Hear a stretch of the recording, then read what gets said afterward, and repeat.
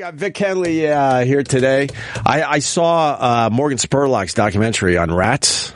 He was in here talking about it. Yeah. What do you mean? We had him in here. He was saying. When he was getting it ready. And we knew about the book and everything. Yeah, that was about, a month ago or so? Seems like. And it's based on, it says right in the beginning of the movie, it's loosely based on the book Rats. Yes. And the book Rats, I really, really enjoyed. That was a great read. Now, you told me you even went out and were finding the area around the studio. Yes. You went almost rat hunting. Yeah, I'm trying to remember. Downtown near the Fulton Street Market. Right. Fulton Fish Market. Fulton Street Fish Market. That's the main Fulton, place. Whatever, yeah. There were some side roads down there that were infested with rats. But this movie by Morgan Spurlock, bravo. I wrote him and said, man, you outdid yourself. This movie's going to do very well. It's like a horror movie. Oh, good. It takes a lot to get my skin crawling. Yeah. And my skin was crawling watching this movie. And then a few times I was making faces like this, and my son's like, "What's wrong with you, Dad?" I'm like, "I'm watching this movie." I was just blown away by this thing. That guy was awesome. We're looking at is this the trailer? Yeah. Yeah, play the trailer for Vic. They're showing a little guy with a flashlight taking a look. He's finding the rat droppings. He's looking in the drop ceiling, and a rat pops out. Say in New York City, there's a rat for every person. I think there's more. I spent 40 years out there working as an exterminator. I gotta respect them. They jump out. I'm jumping back. Area residents have been concerned about rat infestation. The city failing to control its vermin. Yeah, they said we don't have a rat problem. Jesus. Thousands of them. They're concerned about disease. Tapeworms. Parasites. Put it in nothing. Rats are basically down in the sewers. They can swim up. Rat, when he bites you, he twists. They're just too damn smart. It's becoming harder and harder to kill them. All over the globe, rats are showing poison-resistant mutations. Very, very concerning. It's widespread. Rats evolve 10 times faster than humans. Oh my God. And it's made them the most successful species on the planet. If we disappear, the rats would take over. Isn't that amazing? That's outstanding. I absolutely loved it. And Morgan Spurlock's going to be in tomorrow. That old guy, he's just in a room. It's lit perfectly, and he's smoking a cigar, and he's just talking about his 48 years he's been exterminating rats in New York City. And he just knows, look, we'll never get rid of the rats, and we'll barely knock down the population of the rats. And he said, even after all these years, if he sees a rat, he will jump back. Oh, yeah. He will jump back. He's still freaked out by rats after just because so many times he's got a permanent flinch. And he's he looked like a very strong, powerful man. He's a badass in the movie, how he talks about the rats. He did not like any kind of wilting flower at all. And he says we're just stupid, especially in New York, because we're just leaving bags of food, on the side of the road for the sanitation. Yeah. And it's just filled with food. And the rats, of course. And the rats know it, and most of these bags are right next to the sewers. So the rats just know to pop into a bag, and they got their feast. Elevator to the buffet, baby. Right. And I see them walking home all the time. Don't you see them? And no matter how nice the neighborhood, if there's garbage bags out on the street and you're out late enough and it's dark enough and that's their time, you'll see them scurrying around the whole time. I mean, that's just a common New York City thing. I was walking around a bunch today, and I was looking at every crack in the sidewalk. You got extra after watching this. Oh, yeah. And if you really look out for rats when you're walking around New York City, you are guaranteed to see one every day. That's why when I see the little mouse, it doesn't bother me that much. The mice are a joke. I think they're almost adorable. I'm not afraid. I want to pet them. I lived on 71st and Columbus Avenue, and there was a major mice problem.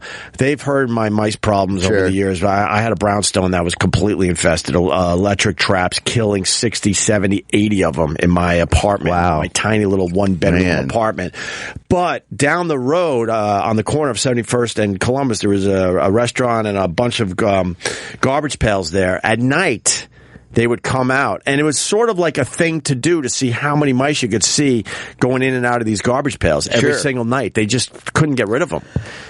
But they said if you have mice, you don't have rats. Down through the years, I've been in my place 17, 18 years. I've probably seen maybe 3 max, but if I leave my back door open, I think a couple of them have gotten in just because they've wandered in. But only mice, Never a rat, always a little tiny mouse. Yeah, they say that if you got the mice, you should breathe a sigh of relief. That means, you don't have rats. My neighbor, they were building a big high rise across from us, and it was driving a lot of them towards our building. Right. And my neighbor got a cat, and then there went that. And it all went away. That was it. No more. When Freddie showed up. Right. And he's a Hitler cat. Oh, really? He's the cat with the Hitler mustache. Yeah. Right on. My brother used to live on the Upper East Side around 100, somewhere in that area where it starts getting not as nice. Yeah, sure. And he was, him and his buddies right out of college.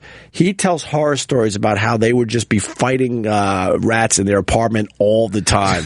All the time. Big rats. Oh, yeah, they were 22, 23, so it didn't even bother them.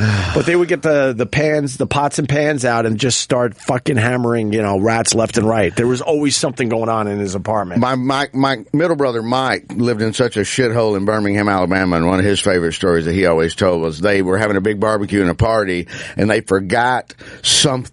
They came back, so they left all the grocery bags sitting there on their kitchen table, still in the plastic bags and everything, and went, oh shit, we needed more ketchup or ice or something. And they were gone 10 minutes, and they came back, and 2 or 3 of the bags had already been eaten into. Oh my God. And they'd gone for these, the buns. They go for all the hot dog buns and hamburger buns, and there was rat shit everywhere, and they were literally only gone 10 minutes, and they were looking at how they get up on the table. Right. There were no chairs, and so they go outside, they get the maintenance man at the shithole apartment complex and bring him in. They show him all this, and he's like, I don't know what to tell you. My experience, the ones that are big enough to do this, they can leap at you and jump like 4 or 5 feet in the air. I've had them jump at me. It scared me to death. And my brother goes, this doesn't solve, I got a barbecue going on. This doesn't solve my fucking problem. Of course not. You're telling me your solution to this is tell all your guests, a big one can leap 6 feet in the air. He talks about that in his documentary, Morgan Spurlock, how they like to jump on your chest. That's what the maintenance man said. They have no problem jumping on your chest. Yeah. I want to talk about this movie a little bit. So, I mean, if you got to tune us out for a little bit, I understand. But they talk about how the rats are mutating and they're getting basically immune to the poisons. To various insecticides. And they're saying this is happening around the world at the same fucking time, and they don't understand. They don't understand that part of the equation. Secret rat grapevine. Some kind of I don't know, like communication going on. CB radio. They're going old school, and they learn. So if you put poison down, they learn. And what they do is this is how smart the rat community. They call them like communities because I'm stammering because of this movie. Anyway, they will send their weakest rat to check out what if something foreign is in the area. No kidding. And they'll send the weakest rat. And if the weakest rat, dies because it's poison or whatever, then they're like, oh, okay. So you know what they do? Then they pee on that spot to tell everyone else, don't fuck with that area because they're putting poison down. Yes. Man. And they learn when you put traps in their areas, because they have their whole system of how they, wander around. And if you put something in there, they will learn to go around it because they're like that. We know that this has nothing to do with us and that this came from somewhere else. Good God. That was in the book, Rats. Morgan Spurlock did a great documentary.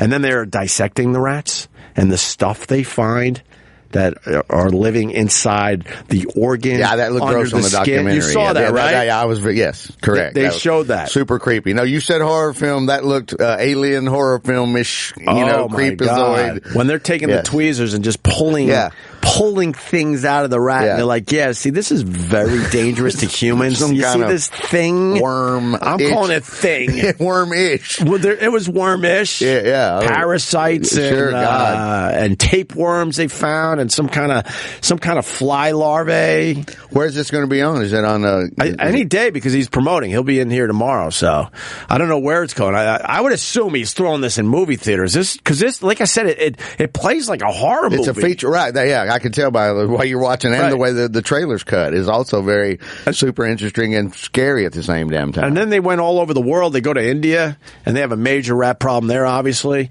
And there's this guy they follow for a little while. Midnights at Landmark Cinemas starting, Discovery Channel. Oh, it's going on the Discovery Channel. Yeah. October 22nd. That would be Saturday. Yeah. It'll be on the Discovery Channel.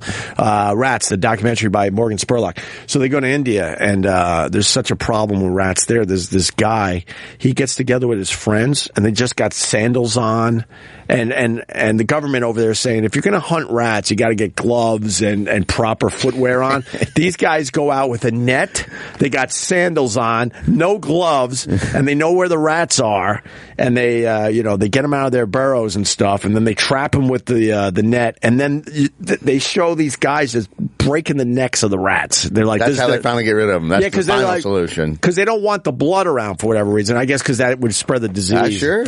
And they collect rats all night. So they got them in a big bag, and there's like a bag of pecans, and they're just cracking them up. They're just taking them out. They're just yanking them, and then a move to break the neck. And then at the end of the night, this guy and his buddies, they got a whole bag of rats, and they go to some government outlet or whatever, and they're getting paid. Nice.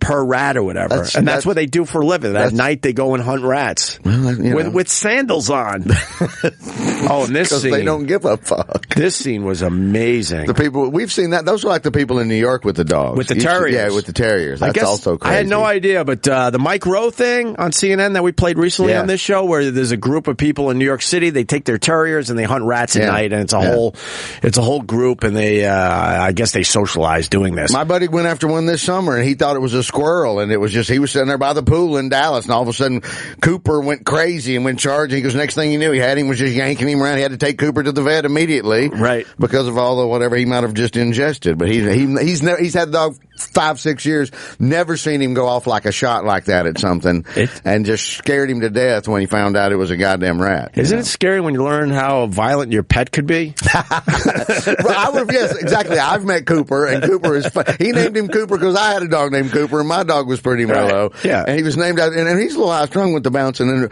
but not out of control. You can walk him off the leash. He always listened. He said, boy, his eyes roll like Jaws. He went batshit crazy that day. I had a flea-infested cat that I got in Buffalo. And when I moved back home to Long Island to do radio at BAB, I was living with my parents for a little while, and I had this flea-infested cat. By the time I got it to Long Island, no more fleas, thank God. But I was doing a late-night shift at BAB, and I would come home, and I would leave the cat outside all night long because my mom was allergic to cats. And this thing would bring me chipmunks every night. Oh, wow. I'm like, fuck, man. I thought this was just a cute, innocent, cat, my pet. And, I mean, these things dead and just ripped apart. And he would drop them at my feet almost every night when I pulled up. He knew my car, and he'd come running down from the woods with a chipmunk, dropped it at the stoop, and then went inside with Daddy's home. Yeah, but when you learn what your pet is capable of doing, it's very creepy. The aforementioned Freddie, the Hitler cat, I would occasionally go and feed him when my neighbors would go on vacation and stuff. And one time I went over there to feed him, and he'd brought in, I don't know, it had to be more than one pigeon, but there were so many feathers and disemboweling going on over the whole. It looked like somebody just opened up a feather pillow and shook it from one end of their apartment to the other. And so I did have a cell phone at the time, and I remember sending my neighbor, I'm like, tell me where your vacuum cleaner is. I can't just leave this in here for 2 days. And she's like, what's going on? And I'm like, never mind. Like Freddie went on a killing spree, apparently. And he was doing the same thing. They were gone, and he was bringing them the pigeons or something because I was coming and bringing him the food. I don't know, but some weird ass thing was going on. Yeah, that was one of the biggest messes I've ever cleaned up, period, in my life was a Fred kill. A pigeon that was ripped apart. Right. Yeah, well, in the Morgan Spurlock documentary, these terriers. So Mike Rowe introduced me to that, where the terriers love hunting rats. They probably love hunting squirrels and everything else, I would assume, not just rats. Anyway, in the movie, there's a whole group in England that goes to these farms, these pig farms and stuff that have major rat problems that are really, eating crops and eating the feed for the pigs and all that. Yeah. And you hire these guys. this scene. They right come here. in. And they come in with their terriers, and I think they had about 20 dogs ripping through this farm.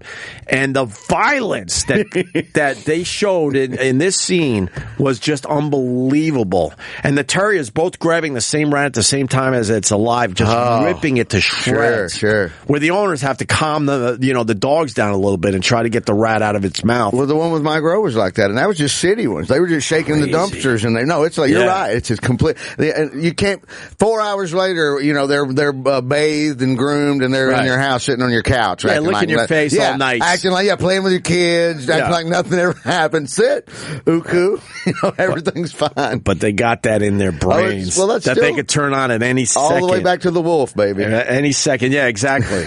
The wolf gene is still deep in there somewhere. It's like their Hulk. Yeah. And then there was then they went to Cambodia, and I think it was a rice field, and these guys were collecting rats, and I didn't know why, but at first, but in the movie they're like, they want them alive. I'm like, okay, what the fuck is going on here? So these guys are collecting all these rats in traps. Then they sell it to this one guy. He's got scales and everything, depending on how much rat you're bringing, he's paying, and they're showing him paying the money. And these guys are going off all happy on their scooters. Then this guy goes to the border of Vietnam, and he hands over the rats. And they're cooking them. Oh, they're cooking them. And then they show a lady preparing rats. Well, First of all, she drowns all of them. Okay, you got a blank. She drowns all the rats, and then she's got a cleaver, and she's just chopping the legs, the tail, the head off like it's nothing. And then she's skinning the rats. And then she's trying to say how delicious rats are and that everyone should try it. It tastes like chicken, but a little sweeter, they say in this movie. Oh, God. A little sweeter. And then they show these beautiful displays, dishes that she makes. The meat that's what it is. Beautiful. And then they put it at the table, and you see these guys just ripping into these rat dishes like it's chicken wings. Well, to each his own, I guess. Andrew Zimmern's made a career going around the world and eating that stuff and watching it. Right. Bourdain's eating some crazy stuff. Bourdain doesn't get as crazy as Zimmerman, right? I've seen it. I saw him eat. The reason I ate the eyeball on your show back when I ate the eyeball at the Mad Cuban was because I'd seen Anthony Bourdain eat the seal eyeball right out of the seal, fresh on the ice. Oh my God. At least the Mad Cuban had blanched mine, and it was disgusting. Wasn't it? It was weird. It was just so odd. The goddamn eyeball. Right. Well, and then the final scene of Rats, you just got to see it. You just got to see it. I can't give away. Is it an hour and a half? Is it a feature? It's a solid hour and a half. Perfect. And like I said, my skin was crawling through most of this movie. It takes a lot for me to get to that point. And the last scene, the last 10 minutes, is like, holy shit, what the fuck? We'll talk about that next week after it runs on Discovery this weekend.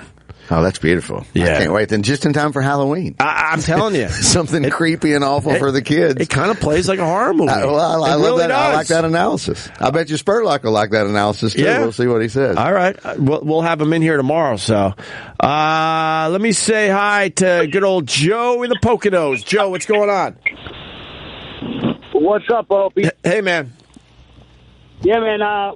In 99, I was 17, and I was working in the East Village.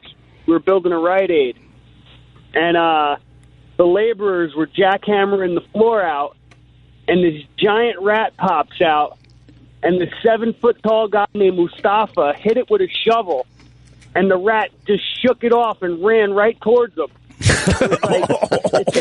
It did nothing. I mean, Mustafa was like an African dude with yellow eyes. He's like one of the biggest, scariest dudes I ever met. And this rat was like, I don't know, it took a shot and did nothing. I love how you said it. He shook it off. I completely believe that. I used to have some pretty good connections in New York City, and the boys were going to take me down into the subway system, way down, where most people don't go. And they said, because I was obsessed with wanting to see rats for a while. Okay. And they're like, all right, you want to see rats? We'll bring you. But they're like, but we don't think you're going to, survive. You're not going to like this whatsoever. We do this for a living, and we're freaked out. And to bring a civilian down there, you got to be well prepared for this. And they're like, we got to dress you from head to toe, and you're going down ladders way deep. Well, like you said, if the creepy guy in the movie who seemed calm, cool, and collected talking about it. Yeah, still thinks he's, he didn't seem demure. Yeah. If he's still jumping back and flinching, it must something crazy. It must be orgiastic. Right. Wait, I don't even know. I don't know that word. It's just a big pile of rats where you just look up maybe like 1,000 of them. Just looks like they're all just moving together as one fucking giant rat unit. Well, that's what you see in New York sometimes with the bushes. You think there's a little breeze happening, a little breeze, and then you're like, nope, there's a whole bunch of rats out feeding right now. But I backed out. In the end, I backed out. I had a chance to go deep down into the subways, and they're like, we'll show you some rats. And they would say stuff like, the rats are as big as little dogs down there and everything. I'm like, holy maybe I would do it. How do I? Would you go underground and check out the rats? Sure, I would. Yeah, I would. Really? Okay. In a suit, I'd feel safe. I'd feel like there was something scientific and okay about it. When I'm sure the fucker could just snap right through there and rip a hole in it. You wouldn't go down there like the guys in India with just sandals on? No, I wouldn't go flip flops. No flip flops and some Bermuda shorts. Let me say hi to Alan in Sacramento. Alan, what's going on, man? I got a cat kill story for you. I rescued a cat, and I guess she'd been at the house about a week, and I used to have doves that would perch on the balcony outside the apartment. Well, I got up one morning, and it was like, what the heck is that? And she's sitting at the foot of the bed, and there is one half of a dove. I mean, perfectly dissected right down the half. You go around the corner, and there's like this bird murder scene on the floor. She's sitting there just looking so cute, like, see what I brought you? Look what I did. And I was like, oh, yeah. That's so nice. Thank you so much. Oh, my God. It creeps you out when you realize what your pet is capable of doing. Yeah. And most of us have found that out over the years. So That's it. All right, brother. All right. Thank Later. you. I appreciate it.